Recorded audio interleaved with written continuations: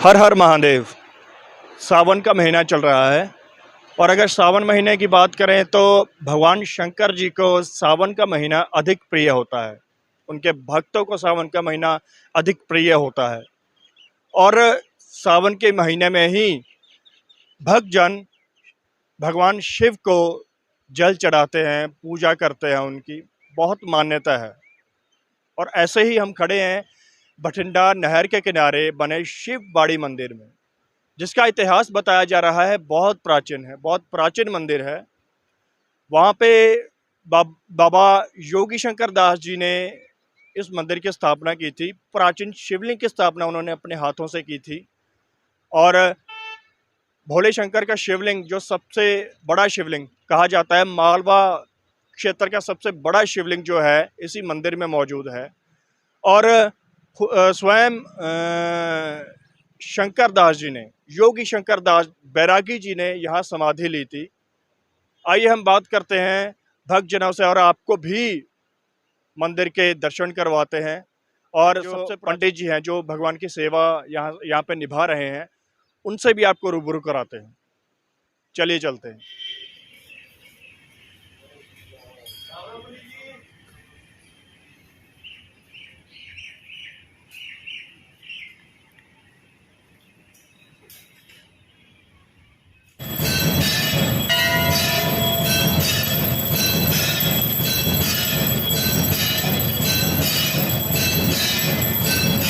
हम आपको शिव बाड़ी के पंडित जी से रूबरू करवाने जा रहे हैं, जो काफ़ी लंबे समय से यहाँ सेवा निभा रहे हैं। प्रणाम पंडित जी। प्रणाम जी। पंडित जी, आपका शुभ नेम? मैं पंडित राम किशोर शर्मा शास्त्री। कितने समय से आप भगवान की सेवा में लगे हुए हैं यहाँ? भगवान की सेवा में सन 2000 से भगवान की सेवा हमें प्राप्त है, तब से निरंतर सेवा चल रही है। मतलब 23 साल आपको हो चुके? हाँ जी, 23 साल हो गए। क्या आपने जो योगी शंकर जी के दर्शन किए थे आपने? हाँ जी, उससे पहले मैं यहाँ बठिंडे में एक स्कूल में अध्यापन का कार्य करता था, तो कभी कभी यहाँ आकर के हमने बाबा जी के दर्शन 2-3 बार किए। आप मतलब यहाँ बाबा जी के दर्शन करने, माथा टेकने भी आया करते थे उस वक्त से आपने उनके? हाँ जी, तब से मैं उनको जानता हूँ और उनके मैंने कई बार दर्शन किए हैं। बहुत ही सिद्ध महापुरुष, तपस्वी संत थे। क्या आप बता सकते हैं बाबा जी की कुछ वाणी के बारे में, उनके पहरावे के बारे में? पहली बात तो यथा नाम तथा गुण, जैसा कि बाबा योगी शंकर दास जी का नाम है योगी शंकर दास बैरागी जी, और वो वास्तव में बैरागी थे। किसी से कोई लेना नहीं देना नहीं। कोई दे गया तो ठीक है, जो कुछ दे गया उसको वो लोगों की सेवा में ही समर्पित कर देते थे। अपने पास बचा करके उन्होंने कभी कुछ नहीं रखा। और अगर हम बात करें योगी शंकर दास जी के बारे में, तपस्या करते थे वो, बताया जा रहा है कि यहाँ सबसे पुराना पीपल हुआ करता था। बिल्कुल जी, सत्य है। यहाँ पर बहुत पुराना पीपल हुआ करता था। एक समय की बात है, जैसा कि लोग बताते हैं और मैंने भी देखा हुआ है, क्योंकि स्थान को देख के आभास हो जाता है। यहाँ पर हमने खुद देखा था कि ये बहुत ही बड़ा प्राचीन एक पीपल का वृक्ष था।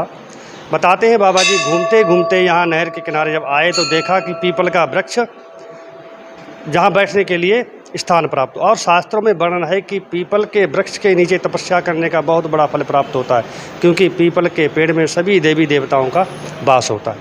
और नहर के किनारे उन्होंने देखा पीपल के ठीक साथ में एक प्राचीन कुआं, जो पानी पीने के लिए व्यक्ति को चाहिए क्या, रहने को स्थान और पीने को पानी। भोजन तो भगवान अपने आप कहीं ना कहीं से दे ही देते हैं।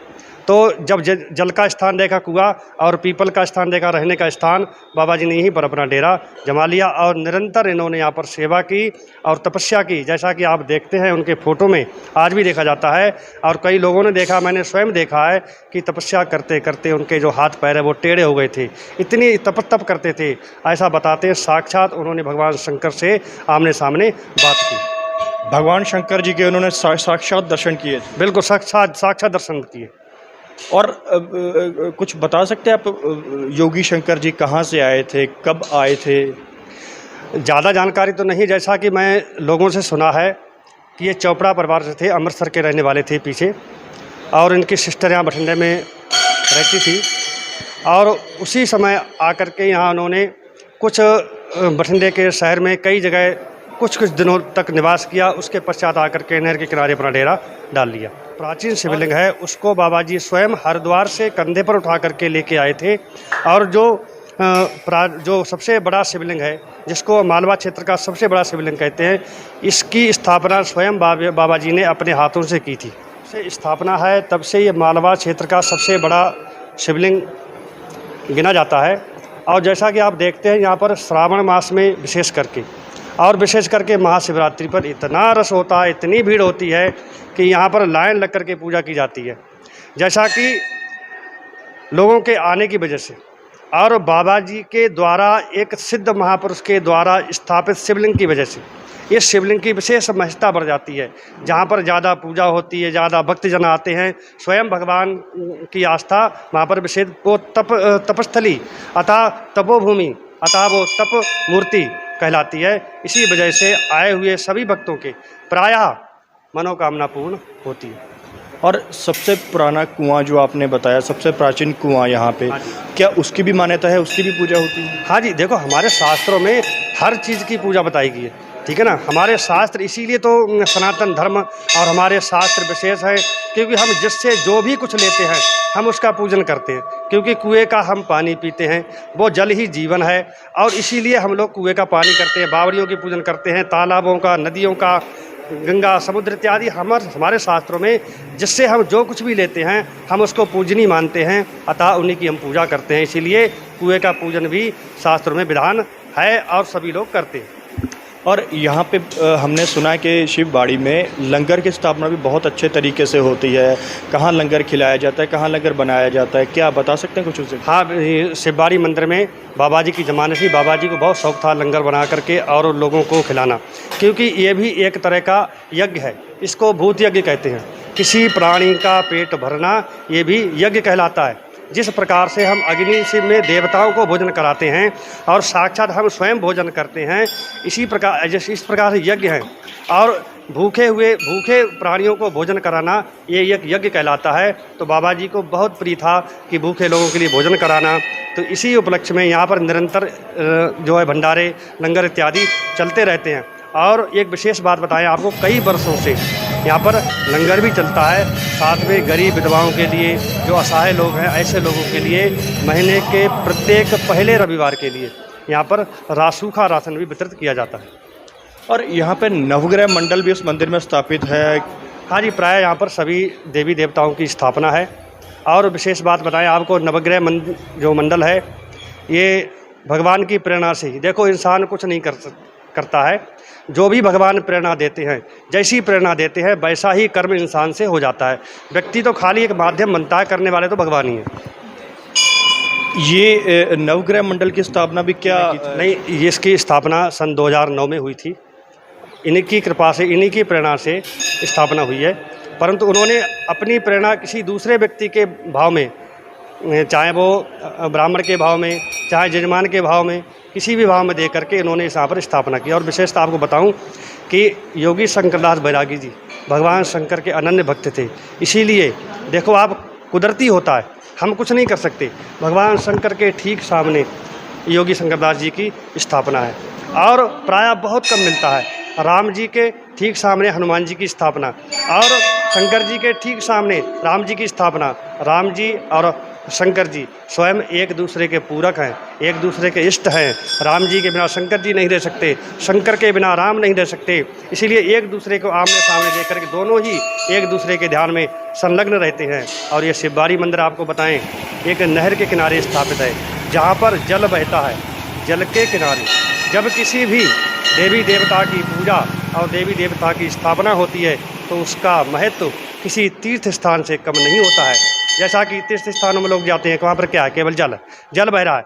जल शांति का प्रतीक है। हम जहाँ भी जाते हैं वहाँ में शांति प्राप्त होती है। आपको अगर मन में कभी लगे कि हमारा मन विचलित हो रहा है या हमारा मन चिंतित हो रहा है, आप जाकर के थोड़ी देर जल के किनारे बैठ जाएं और वहाँ बहते हुए जल की धारा को, कलकल की आवाज़ को जब आप सुनेंगे तो आपके मन को शांति स्वतः ही प्राप्त हो जाएगी। जल मन का कारक है, और ऐसे ही भगवान शंकर भी चंद्रमा उन्होंने सर पे धारण किया हुआ है, वो भी मन के कारक है। जब जहाँ पर दोनों मिल जाते हैं तो वहाँ पर शांति स्वतः ही अपने आप प्राप्त हो जाती है। बहुत बहुत धन्यवाद पंडित जी हमसे बात करने के लिए। धन्यवाद, थैंक यू। दोस्तों देखा आपने यहाँ जो भगवान शिव जी का सबसे ऊंचा कह सकते हैं या सबसे बड़ा शिवलिंग कह सकते हैं मालवा क्षेत्र का। यहाँ लोग बहुत सारे लोग यहाँ श्रद्धा से भरपूर दर्शन करने आते हैं। बहुत सारी भीड़ होती है यहाँ पे।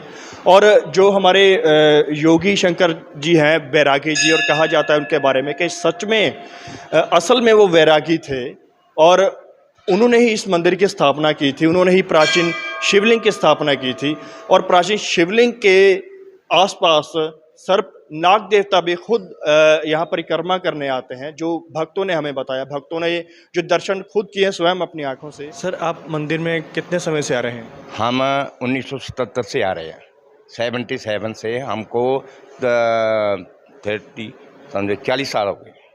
40 या 46 साल लगभग हो गए। 46 साल हो गए। बाबा जोगी शंकर दास जी डेरे, तब बाबा जी जिंदा थे। जब हम आते थे तो बाबा जी के हाथ और पैर दोनों काम नहीं करते थे।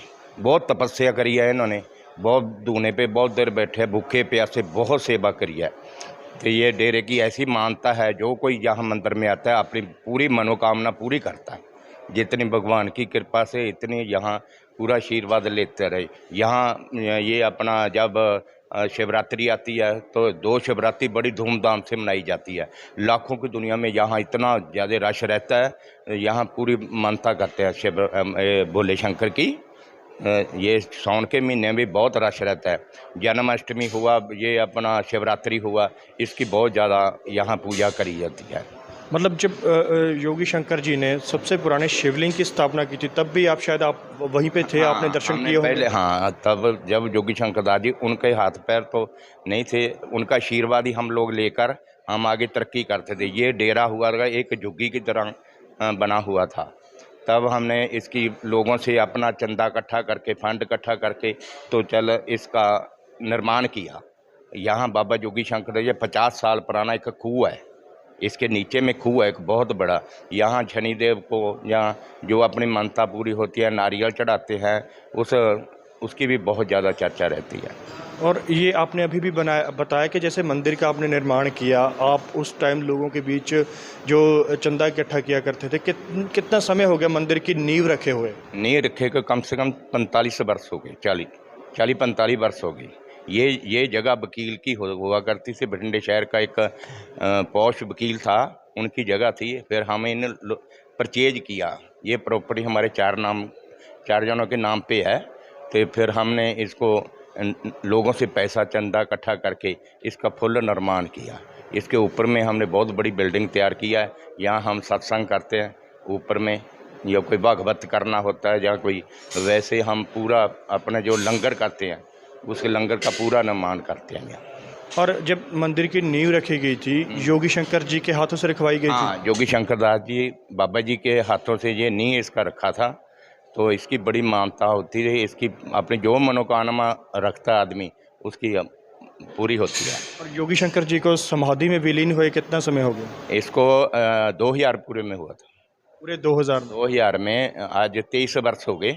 हम इस 27 मई 2000 को इनका ये नीचे में वो किया है। ये भगवान साहब को इतनी तपस्या बहुत। दोस्तों धन्यवाद सर आपका हमसे बात करने के लिए। नमस्कार।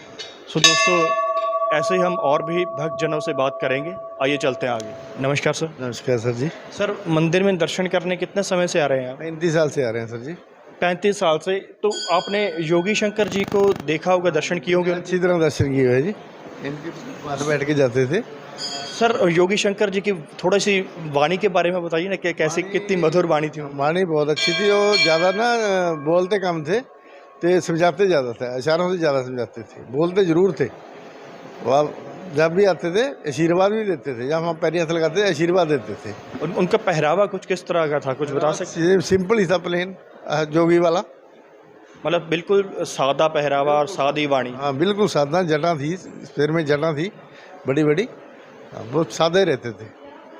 बहुत ही मतलब तेजस्वी मनुष्य कह सकते हैं या देव कह सकते हैं। वो तो तेज था ही उनके शरीर पे, मुंह पे तेज था बहुत ज़्यादा था।